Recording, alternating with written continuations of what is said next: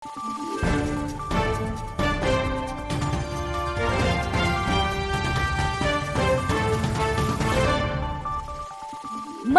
araw, Pilipinas! Ito ang Valiente News hatid sa inyo ng Office of the Vice President. Mahigit 1,000 individual at 30 organisasyon na ang naging benepisyaryo ng Magnegosyo Today program. Ang detalye, alamin natin sa ulat ni Brian Latasa. Patuloy ang pag-arangkada ng mga programa ng tanggapan ng Pangalawang Pangulo tulad na lang ng Magnegosyo Today program, isang programa na nagbibigay ng karagdagang puhunan sa mga kwalipikadong individual at organisasyon.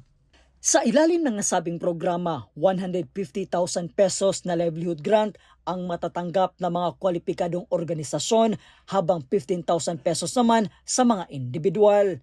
Base sa datos, simula nung inilunsad ang Magnegosyo Today program, umabot na sa mahigit 1,000 individual at 30 na mga organization ang naging benepisyaryo ng programa. Narito naman ang mensahe ng ilan sa ating mga kababayan para sa tanggapan. Nagpapasalamat po ako sa UBP, sa lahat po ng staff, lahat po ng mga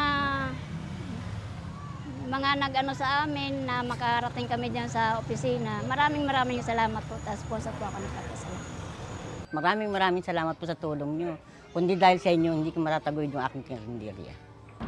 Isa sa mga prioridad na matulungan ng tanggapan ng Pangalawang Pangulo ay ang mga maliliit na negosyante sa pamamagitan ng flagship program ng OVP, ang Magnegosyo Today.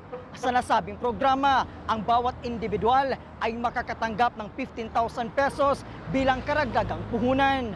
Mula po dito sa Quezon City, ako po si Brian Latasa. Ang lahat para sa Diyos, bayan at pamilyang Pilipino. Valiente News. Abangan ang iba pang mga balita dito lamang sa Valiente News. Ako si Claudette Loreto para sa makabuluhan, naninindigan at matapang ng mga ulat at impormasyon. Maraming salamat.